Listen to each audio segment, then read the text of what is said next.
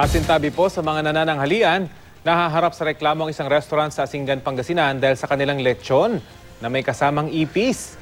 Balita hatid ni Joan Punsoy ng GMA Dagupan.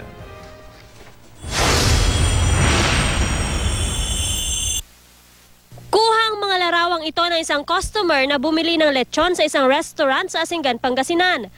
Inirereklamo niya ang produktong nabili niya. Nakitaan kasi ito ng mga ipis habang hinihimay nila. Ang problema, nakakain na ng naturang lechon ang ilan sa mga kasama ng nagrereklamo. Naidulog na ang reklamo sa Provincial Health Office. Ang tawag nga po namin yan, kontaminasyon sa pagkain. Kung yung ipis po ay may mga pinagdaanan na basura, so mabibitbit po niya yung mga mikrobyo.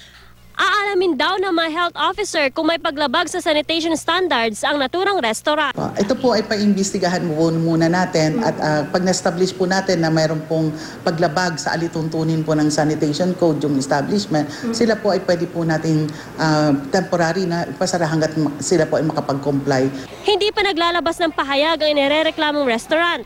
Nagpaalala naman ang health office sa lahat ng establishmento, lalo na sa mga restaurant, na panatilihin ang kalinisan at tiyaking regular na magsasagawa ng vector control o pagpatay sa mga daga, ipis at iba pang peste.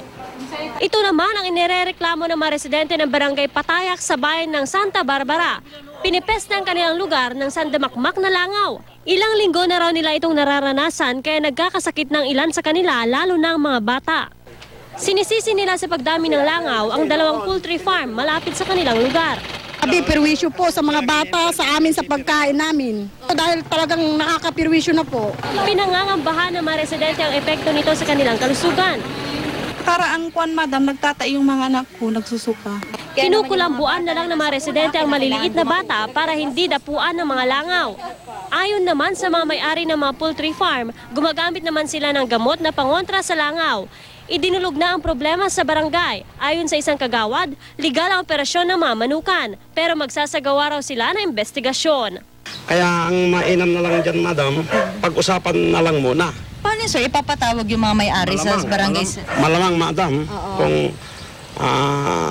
malamang napatawag sila para mabigyan natin ng pansin itong mga reklamo. Joan Punsoy, GMA News.